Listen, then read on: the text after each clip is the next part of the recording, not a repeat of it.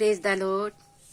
परिवार, आप लोग कैसे हैं? मैं विश्वास करती हूँ परमेश्वर सबों को संभाल कर सुरक्षित रखे हैं। प्रियो, क्या आपको पता है पुराना जीवन क्या है? पुराना जीवन यीशु मसीह को जानने से पहले का जीवन है। और हमें और आपको पता है कि पुराना जीवन हमारा कैसा था। हम पाप में, व्यभिचार में और बहुत सारे गंदे कामों में थे।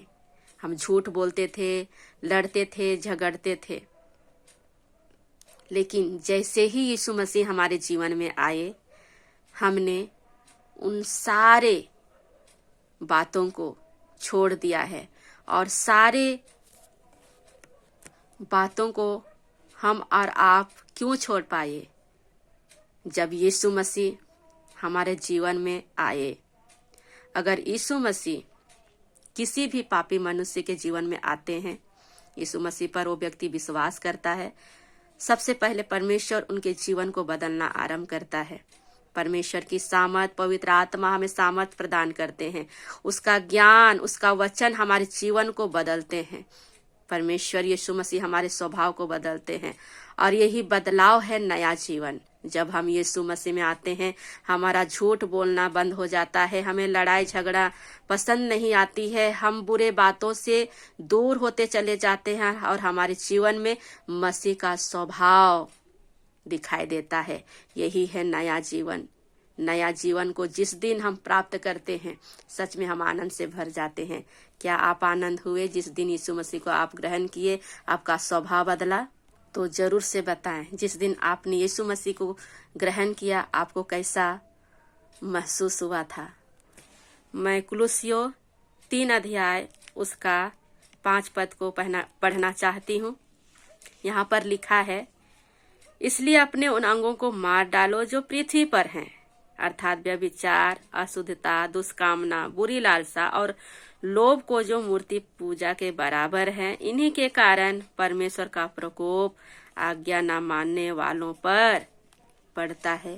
प्रियो, जब यीशु मसीह को जब हम जान गए तो वचन बताता है हमें क्या करना है। पूरी रीति से जो पृथ्वी का जो स्वभाव है मनुष्य का, जो हम यीशु मसीह को जानने से पहले करते थे, हमें पूरी रीति से उससे बाहर आ जाना है, उसे छोड़ देना है। अगर हम फिर से वही काम को करते हैं जो मसीह यीशु को जानने से पहले जो हम करते थे, वचन बताते हैं कि इन्हीं के कारण परमेश्वर का प्रकोप आज्ञा न मानने वालों पर पड़ता है। प्रियो, हमें आज्ञाकारी बनना है, परमेश्वर के डर और भय में चलना है।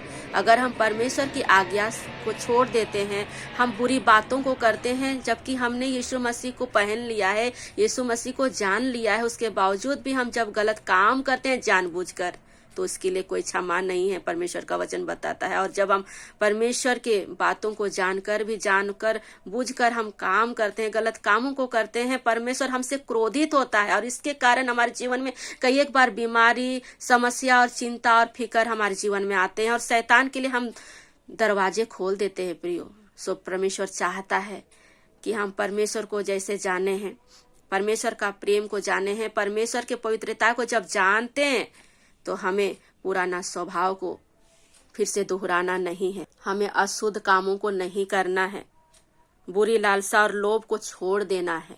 परमेश्वर का वचन कहता है अगर हम ऐसे नहीं करते हैं, हमें बुरी लालसाओं में पड़े रहेंगे, याद रखिए आपके जीवन में कभी भी छुटकारा नहीं आएगी। सो प्रभु चाहता है कि हमारा जीवन बदल जाए और नया जीवन जो हमने पाया है उसे हम संभाल कर रखें।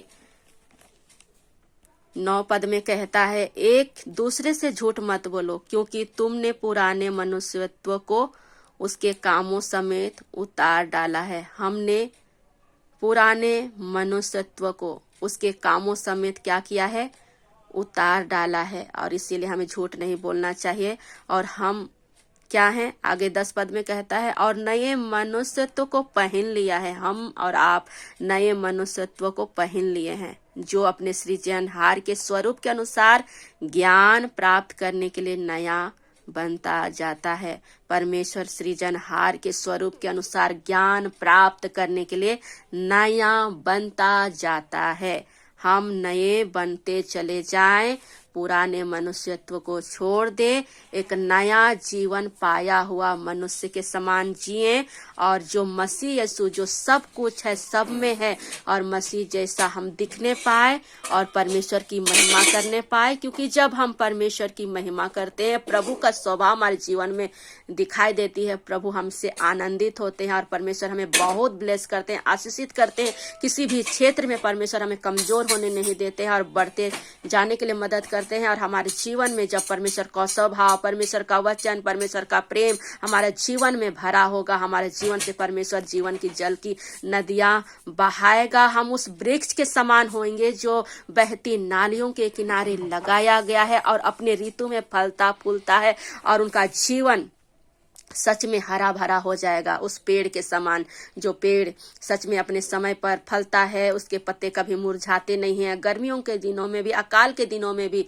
वो कभी भी उनका जीवन सूखा नहीं रहता। उसी प्रकार हम फलते जाएंगे, चाहे कैसे भी परिस्थिति क्यों ना आए, हम बढ़ते जाएंगे, हम फलवंत होंगे, हम आशीषित होंगे। हमें आशीषित होने से कोई नहीं रोक सकता। अगर आपका स्वभाव प्रभु के जैसा है, अगर आपका स्वभाव मसीह यीशु में सुरक्षित है, आपका जीवन सच में परमेश्वर के योग्य बलिदान है, परमेश्वर के जैसा हम चलते हैं, याद रखें हम कभी भी किसी बात में कमी और घटी को नहीं देखेंगे। परमेश्वर का वचन कहता है, पहले परमेश्वर की राज्य और धार्मिकता की खोज करो, ये वस्तुएं सभी आपको मिल जाएगी।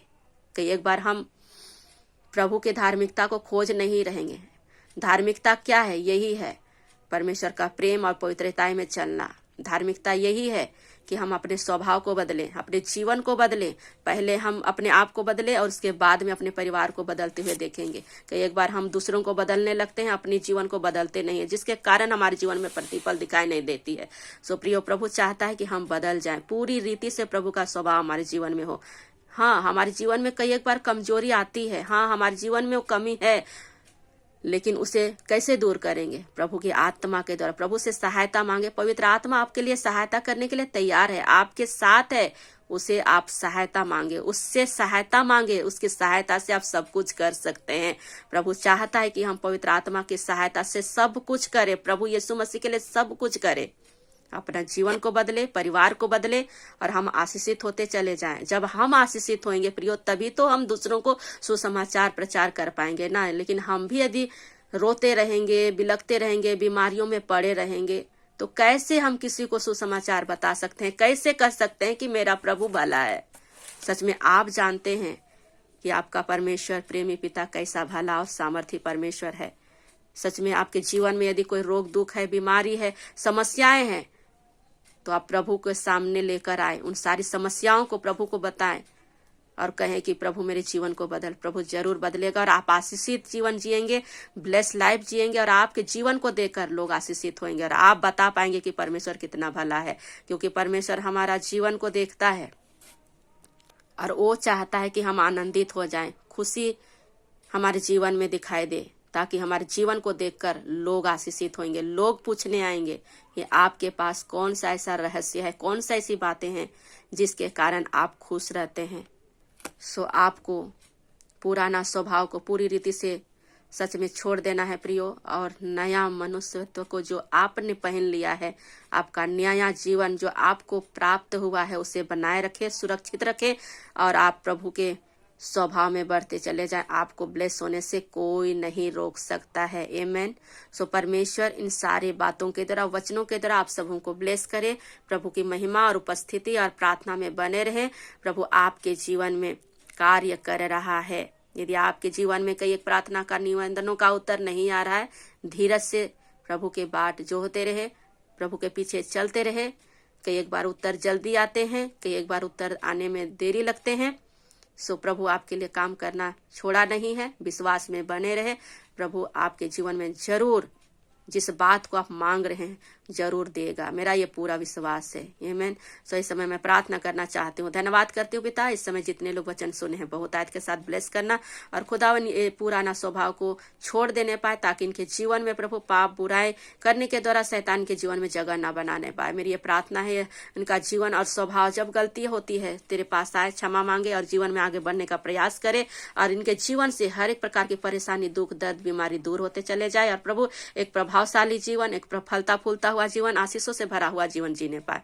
प्रभु ये मेरी प्रार्थना है खुदावन, निरंतर ये तेरी महिमा में और एक ब्लेस लाइफ जीने पाए, एक मसीही जीवन, एक विश्वासी, एक अच्छा विश्वासी जीवन जीने पाए।